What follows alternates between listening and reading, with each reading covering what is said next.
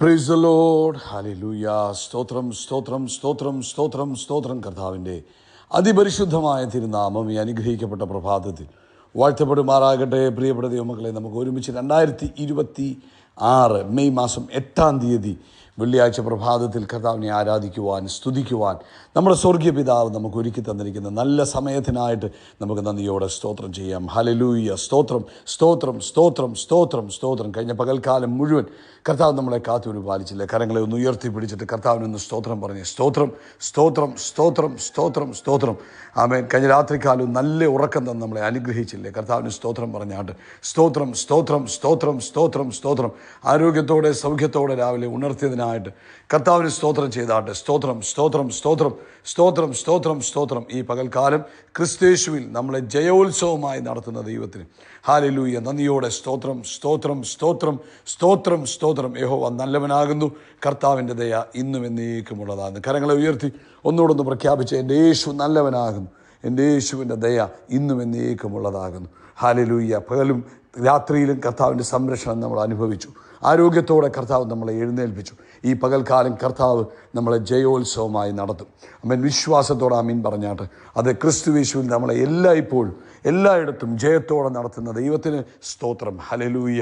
നമുക്ക് കർത്താവിന് സ്തോത്രം ചെയ്യാം. സന്തോഷത്തോടെ സ്തോത്രം പറഞ്ഞാട്ട് കർത്താവ് തന്ന എല്ലാ നന്മകൾക്കായിട്ട്, എല്ലാ അനുഗ്രഹങ്ങൾക്കായിട്ട്, എല്ലാ ദാനങ്ങൾക്കായിട്ട് കർത്താവിന് സ്തോത്രം പറഞ്ഞാട്ട്. ആ കാൽവരി ക്രൂശിൽ നമുക്ക് വേണ്ടി ചൊരിഞ്ഞ രക്തത്തിനായിട്ട് നമുക്ക് സ്തോത്രം പറഞ്ഞാട്ട്. ഹല്ലേലൂയ. നന്ദിയോടെ സ്തോത്രം, നന്ദിയോടെ സ്തോത്രം, നന്ദിയോടെ സ്തോത്രം. യേശു നല്ലവനാകുന്നു, അവൻ്റെ ദയ ഇന്നും എന്നേക്കുമുള്ളതാകുന്നു.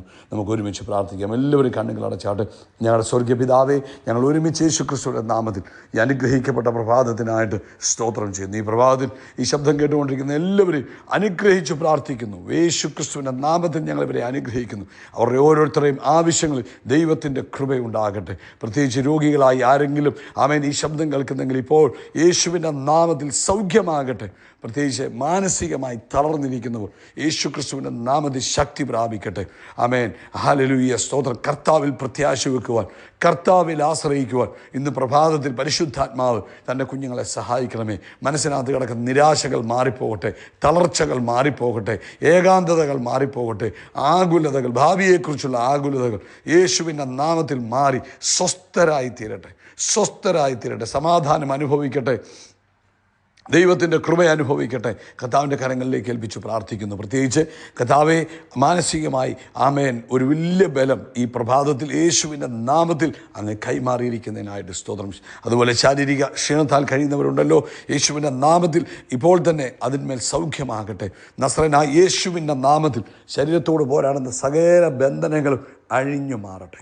നിന്റെ കുഞ്ഞുങ്ങൾ ക്രിസ്തുയേശുവിൽ സ്വതന്ത്രരായി തീരട്ടെ. പരിശുദ്ധാത്മാവിനാൽ ആമേൻ ആത്മാവിൻ്റെ ശക്തിയാൽ രോഗത്തിൻ്റെ കെട്ടുകൾ ഇപ്പോൾ യേശുവിൻ്റെ നാമത്തിൽ പൊട്ടിപ്പോട്ടെ. രോഗത്തിൻ്റെ കെട്ടുകൾ യേശുവിൻ്റെ നാമത്തിൽ പൊട്ടി തൻ്റെ കുഞ്ഞുങ്ങൾ സ്വതന്ത്രരാകട്ടെ. അതുപോലെ കർത്താവെ ഈ പ്രഭാതം ഞങ്ങൾ ഒരുമിച്ച് പ്രാർത്ഥിക്കുക.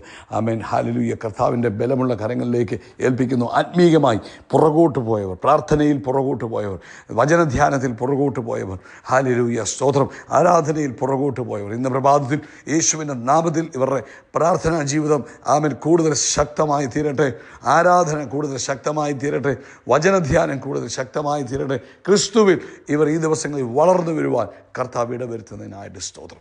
അതുപോലെ കർത്താവ് കുഞ്ഞുങ്ങളെ ബ്ലസ് ചെയ്യുന്നു. പഠിക്കാൻ ആവശ്യമായ ബുദ്ധിയും ജ്ഞാനവും ദൈവകൃപയും കൊടുക്കണം. അതുപോലെ സാമ്പത്തിക ആവശ്യങ്ങളിൽ ദൈവത്തിൻ്റെ ഇടപെടൽ ഉണ്ടാകണം കർത്താവെ. അതുപോലെ ലോകമെമ്പാടും കർത്താവിൻ്റെ വേലയിലായിരിക്കുന്നവരെ അനുഗ്രഹിച്ച് പ്രാർത്ഥിക്കുന്നു. ശുശ്രൂഷകൾ അനുഗ്രഹമായി തീരും. ഇന്ന് മിഡിൽ ഈസ്റ്റിൽ നടക്കുന്ന ആരാധന ഏറ്റവും അനുഗ്രഹമായി തീരട്ടെ. കർത്താവിൻ്റെ നാമം മഹിമപ്പെടുവാൻ ഇടവരുന്നതിനായിട്ട് സ്തോത്രം. പ്രത്യേകിച്ച് നമ്മുടെ മീറ്റിംഗും ഏറ്റവും ബ്ലസ്ഡ് ആയി തീരട്ടെ.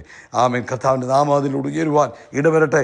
ദൈവരാജ്യത്തിൻ്റെ പ്രസരിപ്പുണ്ടാകുവാൻ ഇടവരട്ടെ. സകല മഹത്വം പുകഴ്ചയ്ക്ക് യേശു ക്രിസ്തുവിൻ്റെ നാമത്തിൽ തന്നെ. ആമേൻ ആമേൻ ആമേൻ. കർത്താവ് നിങ്ങളെല്ലാവരും ധാരാളമായിട്ട് അനുഗ്രഹിക്കട്ടെ.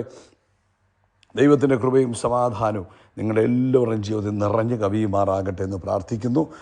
കർത്താവ് അനുവദിച്ചാൽ ഇന്ത്യൻ സമയം 8 മണിയോടുകൂടെ നമ്മുടെ ആരാധന ആരംഭിക്കും. പ്രാർത്ഥനയോടുകൂടെ നിങ്ങളെല്ലാവരും അതിൽ പങ്കെടുക്കണമെന്ന് സ്നേഹത്തോടെ ഓർപ്പിക്കുന്നു.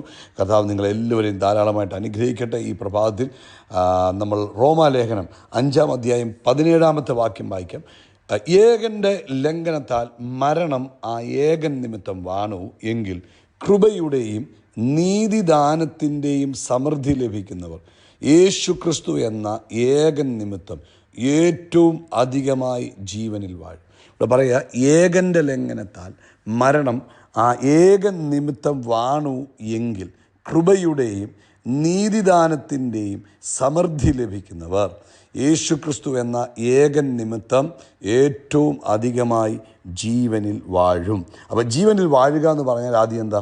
ജീവനിൽ വാഴുക എന്ന് പറഞ്ഞാൽ പാപത്തിൻ്റെ മുകളിലായി ജീവിക്കുക, ഭയത്തെയും നിരുത്സാഹത്തെയും നിരാശയെയും ഒക്കെ ജയിക്കുക, മുമ്പിൽ വരുന്ന സാഹചര്യങ്ങളെ കീഴടക്കുക, ആത്മീകമായ അധികാരത്തിൽ നടക്കുക, ആ യേശു ക്രിസ്തുവുള്ള അധികാരത്തിൽ നടക്കുക, ക്രിസ്തുവിലൂടെ അൾട്ടിമേറ്റ്ലി പറഞ്ഞാൽ ക്രിസ്തുവിലൂടെ ജയജീവിതം, വിജയജീവിതം നയിക്കുക. ആമേൻ. അപ്പം ദൈവം നമ്മളെ വിളിച്ചത് പരാജയപ്പെട്ട് ജീവിക്കുവാൻ വേണ്ടിയല്ല, നമ്മൾ അങ്ങ് ജീവിച്ച് വെറുതെ അങ്ങ് പോകാൻ വേണ്ടിയല്ല നമ്മളെ വിളിച്ചത്. നമ്മളെ വിളിച്ചത് വിജയത്തോടെ വാഴ്ച ചെയ്യാനാണ്. സകലത്തിൻ്റെ മേലും വാണ് ജീവിക്കുവാനാണ് കർത്താവ് നമ്മളെ വിളിച്ചത്. അപ്പോൾ നീതിയുടെ ദാനം, അതിനുവേണ്ടിയാണ് നമുക്ക് എന്ത് ലഭിച്ചത്? കൃപയും നീതിദാനം. എന്താണ് നീതിദാനം? നീതി എന്നാൽ എന്തോ? ദൈവസന്നിധിയിൽ ശരിയായ നില നമുക്ക് ലഭിച്ചു. Right standing with God. ദൈവസന്നിധിയിൽ നിൽക്കുവാൻ നമുക്ക് നമ്മുടെ യോഗ്യത കൊണ്ടോ നമ്മുടെ കഴിവുകൊണ്ടോ നമുക്ക് ദൈവസന്നിധിയിൽ നിൽക്കാൻ കഴിയത്തില്ല. പക്ഷേ നമുക്കിപ്പോൾ ദൈവസന്നിധിയിൽ എങ്ങനെ നിൽക്കുന്നത്? ക്രിസ്തുവിൽ ദൈവം നമ്മളെ സ്വീകരിച്ചു, നമ്മുടെ പാപങ്ങൾ ക്ഷമിക്കപ്പെട്ടു, നമ്മളെ നീതിമാൻ എന്ന് ഡിക്ലെയർ ചെയ്തു. അത് നമ്മുടെ പ്രവൃത്തികളാലല്ല, നമ്മൾ യേശു ക്രിസ്തുവിൽ വിശ്വസിച്ചപ്പോൾ യേശു ക്രിസ്തുവിൻ്റെ രക്തത്താൽ സൗജന്യമായി നമുക്ക് നീതീകരണം ലഭിച്ചു. 2 കൊരിന്ത്യർ 5-ാം അധ്യായം 21-ാമത്തെ വാക്യത്തിൽ പറയുന്ന, പാപം അറിയാത്തവനെ നമ്മുടെ പാപം നിമിത്തം നാം അവനിൽ ദൈവത്തിൻ്റെ നീതിയാകേണ്ടതിന് അവനെ എന്ത് ചെയ്തു? മരണത്തിന് ഏൽപ്പിച്ചു കൊടുത്തു. അപ്പം പാപം അറിയാത്ത യേശുവിനെ നമ്മുടെ പാപം നിമിത്തം എന്താക്കി? പാപമാക്കി നാം അവനിൽ ദൈവത്തിൻ്റെ നീതിയായി മാറേണ്ടതിന് അവനിൽ നമ്മളെ ദൈവത്തിൻ്റെ നീതിയാകാൻ അവനെ മരണത്തിന് ഏൽപ്പിച്ചു. അപ്പോൾ നമ്മൾ എന്തായി മാറാൻ? ദൈവത്തിൻ്റെ നീതി.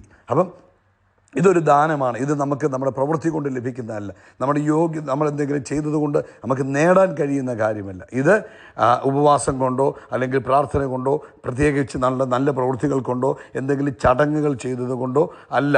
ഇത് യേശു ക്രിസ്തുവുള്ള വിശ്വാസത്താൽ സൗജന്യമായി നമുക്ക് ലഭിച്ചതാണ് നീതീകരണം എന്ന് പറയുന്നത്. പക്ഷേ എന്തുകൊണ്ടാണ് പല വിശ്വാസികൾക്കും അതിൽ ആ നീതിയിൽ ആയിട്ട് ആ വാഴ്ച നടക്കാത്ത, അല്ലെങ്കിൽ നമുക്ക് ജീവിതത്തിൽ വാഴുവാൻ കഴിയാത്തത്? കാരണം പലരും രക്ഷിക്കപ്പെട്ടെങ്കിലും കൃപയുടെയും സമൃദ്ധിയുടെയും നീതിയുടെയും ബോധം പൂർണ്ണമായി നമ്മൾ സ്വീകരിച്ചില്ല. എൻ്റെ മേൽ ദൈവത്തിൻ്റെ കൃപയുണ്ടെന്നും ഞാൻ ദൈവത്തിൻ്റെ നീതിമാനാണെന്നുമുള്ള ആ ഒരു ബോധം നമ്മുടെ ഉള്ളിൽ വരുന്നില്ല. നമ്മളിപ്പോഴും ചിന്തിക്കുന്നത് നമ്മുടെ പ്രവൃത്തികളാണ്.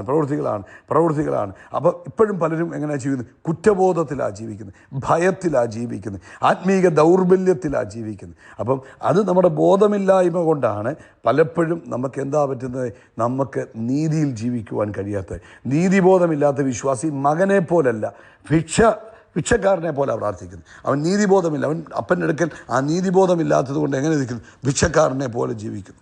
അതുകൊണ്ടാണ് എബ്രായലേഖനം 4:16 പറഞ്ഞ് കൃപയുടെ സിംഹാസനത്തിൽ ധൈര്യത്തോടെ ചെല്ലുവാനാണ് നമുക്ക് പ്രിവിലേജ് ലഭിച്ചത്. അപ്പോൾ നീതിയുടെ ദാനം എങ്ങനെ നമ്മെ വാഴ്ച ചെയ്യാൻ സഹായിക്കും? ഒന്ന്, നീതി നമുക്ക് ധൈര്യം നൽകുന്നു.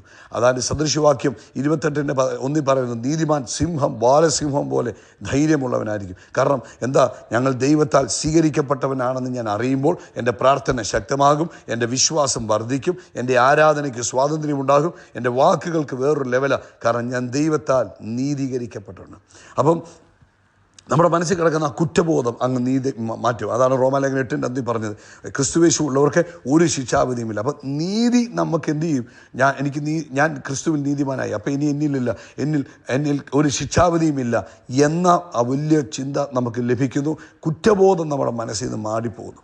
നീതി കൃപയാലുള്ള പ്രവേശനം നൽകുന്നു, കൃപയിലേക്കുള്ള പ്രവേശനം. അതായത് നീതി ലഭിച്ചപ്പോൾ നമുക്ക് എന്തുകൂടെ? കൃപ എന്നത് ദൈവത്തിൻ്റെ ശക്തി നമ്മിൽ പ്രവർത്തിക്കുന്നു, നീതി എന്നത് ലീഗൽ സ്റ്റാൻഡിങ്, കൃപ എന്നത് ദൈവത്തിൻ്റെ ശക്തിയാണ്. അപ്പം നമ്മൾ ക്രിസ്തുവിൽ നീതിമാന്മായി ആയിക്കഴിയുമ്പോൾ കൃപ നമ്മളെ ശക്തിപ്പെടുത്തുന്നു, ജ്ഞാനം നമ്മുടെ വർദ്ധിക്കുന്നു, കൃപയാൽ നമ്മൾ ജ്ഞാനം വർദ്ധിക്കുന്നു, കൃപയാൽ ദൈവകൃപ നമുക്ക് വാതിലുകളെ തുറക്കുന്നു, ആത്മീകമായ ശക്തി നമ്മളിലേക്ക് ഒഴുകുന്നു. അപ്പോൾ കൃപയും നീതിയും ഒരുമിച്ച് പ്രവർത്തിക്കുന്നു. കൃപയുടെ സമൃദ്ധി നീതിയുടെ നാരം. നീതി ദൈവസന്നിധിയിൽ സ്ഥാനം തരുന്നു. കൃപ പ്രവർത്തിക്കാനുള്ള ശക്തി തരുന്നു. നിങ്ങൾ ദൈവസന്നിധി ആയിത്തീരുമ്പോൾ കൃപ നമ്മളുടെ ജീവിതത്തിൽ ശക്തമായി പ്രവർത്തിക്കുവാൻ തുടങ്ങും.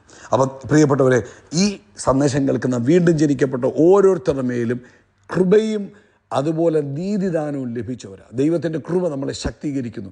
നീതിദാനം ദൈവസന്നിധിയിൽ ധൈര്യത്തോടെ നിൽക്കാൻ നമുക്ക് ബോധ്യം നൽകുന്നു. അപ്പോൾ അതിന് നമ്മൾ എന്ത് ചെയ്യണം? നമ്മൾ ദൈവവചനത്തിൽ വിശ്വസിക്കണം. ആമേൻ. യേശുക്രിസ്തുവിലായ ഞാൻ ദൈവിക നീതിയിലായി എന്ന് ഞാൻ വിശ്വസിക്കണം. അത് നമ്മുടെ മനസ്സിൽ ഉറപ്പിക്കണം. നമ്മുടെ അധരം കൊണ്ട് പറയണം. നമ്മുടെ മനസ്സിൽ കുറ്റബോധം കൊണ്ടുവരുമ്പോൾ അതിനെ നമ്മൾ എതിർത്ത് നിൽക്കണം. ആമേൻ. പരിശുദ്ധാത്മാവുമായിട്ട് സഹകരിച്ച് നിൽക്കുമ്പോൾ എന്തു പറ്റും? നമുക്ക് അതിനകത്ത് മുന്നേറുവാൻ കഴിയും. പരിശുദ്ധാത്മാവാണ് നമുക്ക് ആ ബോധ്യം തരുന്നത്. അപ്പോൾ വിശ്വാസത്തിൽ നടക്കുക, പ്രാർത്ഥനയും വചനധ്യാനവും എന്ത് ചെയ്യുക? തുടരുക. അങ്ങനെ വരുമ്പോഴേ നമുക്ക് ബോധ്യത്തിൽ ജീവിക്കാൻ പറ്റും. ഇപ്പം എല്ലാം ഉണ്ട്. വലിയൊരാളുടെ മകനായി ജനിച്ചു, പക്ഷേ ആ തിരിച്ചറിവില്ലെങ്കിൽ എന്നായും ഭിക്ഷക്കാരനെ പോലെ ജീവിക്കും. അതുപോലെ പല വിശ്വാസികളും ക്രിസ്തുവിൽ അധികാരമുണ്ടായിട്ടും നമ്മൾ ആരാണെന്ന് അറിയാത്തതിനാൽ നമ്മൾ പരാജയത്തിൽ ജീവിക്കുക. ക്രിസ്തീയ ജീവിതം ദൈവത്തിൻ്റെ അംഗീകാരം നേടുവാനുള്ള ശ്രമമല്ല. ക്രിസ്തുവിലൂടെ നമുക്ക് ഇതിനകം എന്ത് ചെയ്തു? ലഭിച്ച അംഗീകാരത്തെക്കുറിച്ചുള്ള ബോധ്യത്തിൽ അവൻ ജീവിക്കുന്നതാണ് ക്രിസ്തീയ ജീവിതം എന്ന് പറയുന്നത്. അതുകൊണ്ട് ഇന്ന് പ്രഭാതത്തിൽ കരങ്ങളെ ഉയർത്തി പറ, ഇന്ന് ഞാൻ കൃപയുടെ സമൃദ്ധി സ്വീകരിക്കുന്നു. ഞാൻ ക്രിസ്തുവിൽ ദൈവത്തിൻ്റെ നീതിമാനാണ്. ഞാൻ കുറ്റബോധത്തെയും ഭയത്തെയും നിരസിക്കുന്നു. ഹല്ലേലൂയ. ഞാൻ വിജയത്തോടെ ജീവിതത്തിൽ വാഴ്ച ചെയ്യുന്നു. ആമേൻ. ദൈവകൃപ എൻ്റെ ജീവിതത്തിൽ വാതിലുകളെ തുറക്കുന്നു. ക്രിസ്തുവിലൂടെ ഞാൻ ജയജീവിതം നയിക്കുന്നു. എല്ലാവരും പറയാം, ക്രിസ്തുവിലൂടെ ഞാൻ ജയജീവിതം നയിക്കുന്നു. ക്രിസ്തുവിലൂടെ ഞാൻ ജയജീവിതം നയിക്കുന്നു. കർത്താവേ, ഇന്ന് ഈ സന്ദേശം കേട്ട വീണ്ടും ജന്മം പ്രാപിച്ച എല്ലാവരും ആ നീതിബോധ്യത്തിൽ ജീവിപ്പാൻ സഹായിക്കണം. ആ നീതിയിലേക്ക് കടന്നു വരാത്തവരെല്ലാവരും ഇന്ന് യേശു ക്രിസ്തുവിലൂടെ ആ നീതിയിലേക്ക് കടന്നു വരുവാൻ കർത്താവ് സഹായിക്കണം. തൻ്റെ കുഞ്ഞുങ്ങളെ ബ്ലെസ് ചെയ്യുന്നു യേശുവിൻ നാമത്തിൽ തന്നെ.